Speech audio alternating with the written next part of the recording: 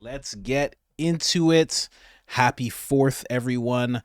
I thought I would end this day of shooting with a very proper message, a video I've wanted to get to for a while, but this seems like the perfect day, perfect time to get to this message. It's Tucker Carlson sitting down with a guest, and they're having a conversation, and it turns into the guest's philosophy on freedom and on being optimistic. And it's such a powerful message, and I want you guys to hear it on the 4th, because you don't have a choice when it comes to your freedom. And that was one of the things that he talked about. Inalienable rights are not just things that can't be taken from you. They're things that because of that fact, they're things that you have to always shoulder. It's a responsibility that you never get to push on anybody else. And that's the beauty of them. They're always yours. They never leave you. Ever. Let's get into it. It'll allow them to harness, the surveillance state and various tools of violence that are so overwhelming that there's nothing the population could do about it. Drones and AI are going to be enough to sort of force people to accept this. That's how I read it. It's possible. Yes, of course it's possible. But I think it's incumbent upon us to be optimistic that that's not what happens. I think there's an absolute obligation. It's beyond a right. It's an absolute obligation to be positive. I struggle with it. I mean, I have to be yanked back onto the path of righteousness by Trudy all the time, because she is by inclination more positive than I am. But nonetheless, I lean to the dark side all the time. Well, Scots have dark souls, don't they? Yes, we are. It's never difficult to tell the difference between a Scotsman and a ray of sunshine, as the saying goes. But you have to.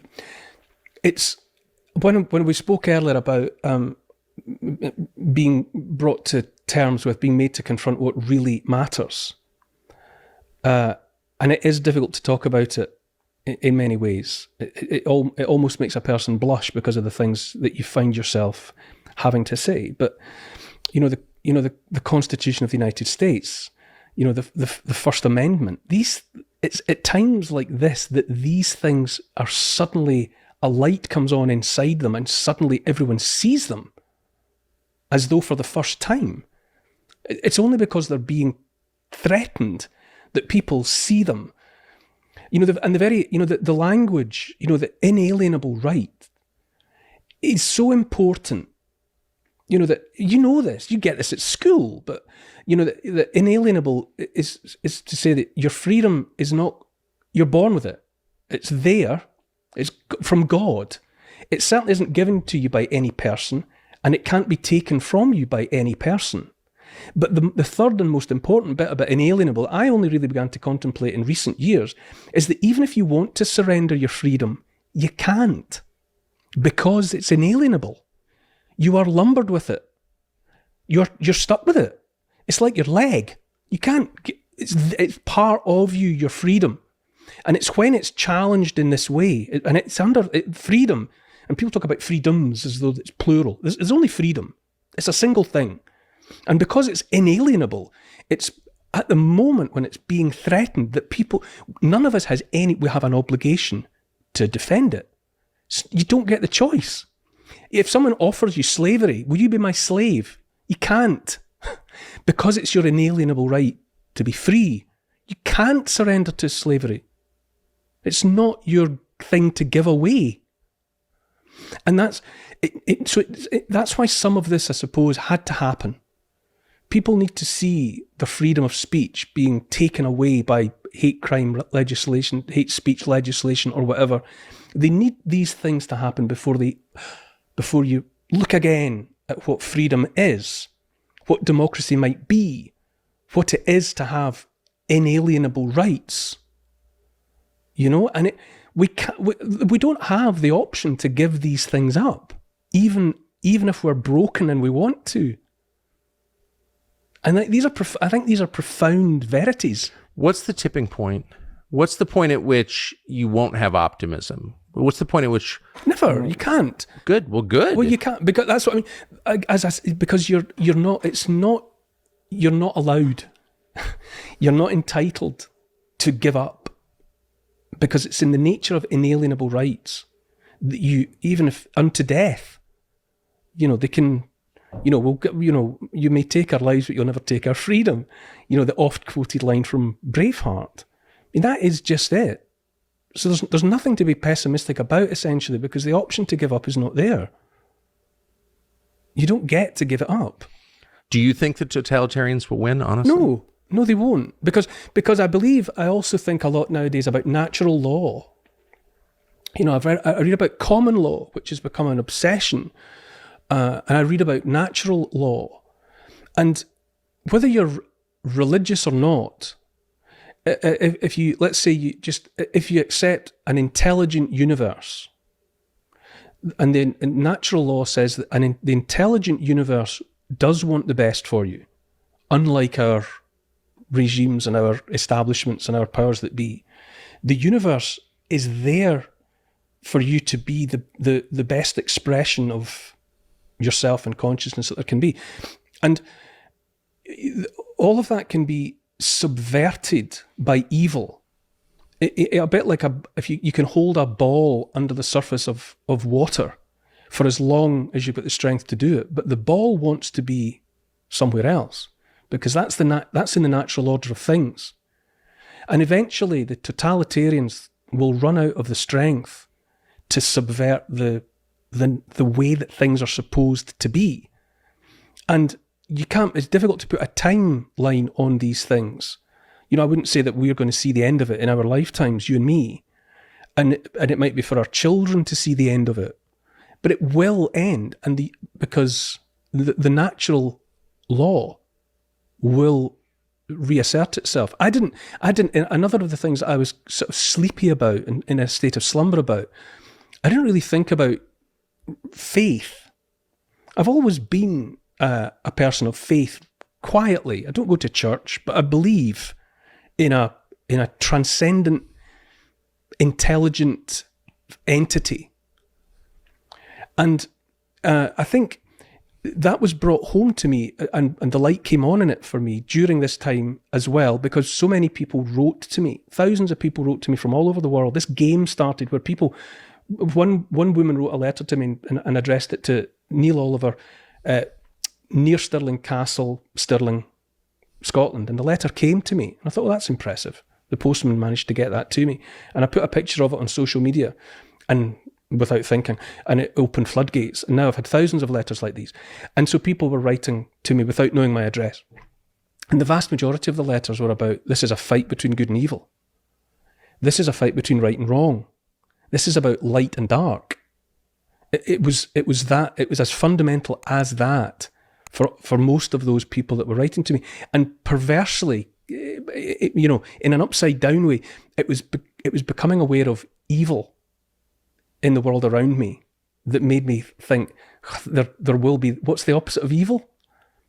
There must be good. There must be good, because I see the evil. And every force has its equal and opposite. Yes. So there must be good. There must be God. Or there must be, because I've seen the alternative. I've seen the adversary. Because it's stalking the land at the moment. The badness is visible. And that was, that's part of the sort of profound realignment that I've been going through. Or it really is just an awakening. I mean, that's a hackneyed term now, but being awakened. Do you see it happening to others around you? Yes, absolutely. More and more people are saying it. And it doesn't, differences are never made by the majority. Not really. That's not how it works. The crucial thing is invariably done by the one, or just a few people who are right. Let it run a little long, because that message is very powerful. I really, for so long, I was for a week, I wanted to make this video. And then all of a sudden today, it was oh, this is the video to make today, for sure. July 4th, 100%. Just that simple phrase. If anybody takes anything from this video, if you take anything at all from my videos, it's your obligation to be free, and you're not entitled to give up. That is beautiful. I myself am always very optimistic. I never give in to the whole everything is done. Rogan, you'll hear talk about a lot of AI. Oh, it's inevitable. We're all going to get taken over by brain chips and this and that. I don't give into that at all. I always stay optimistic. When it was 4 years ago and nobody was allowed outside, I was just outside every day. I always want to, when I was younger, I always want to do what I'm told not to do.